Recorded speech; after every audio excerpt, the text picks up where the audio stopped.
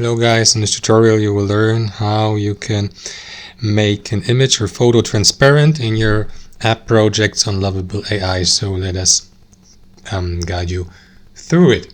So head over to your app project and access the visual edits feature in the bottom left corner. Select the visual element. I will go with that image here. And here to the left, scroll down.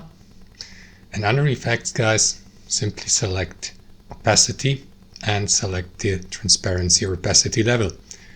So if I select, for instance, 20%, the image will be barely visible.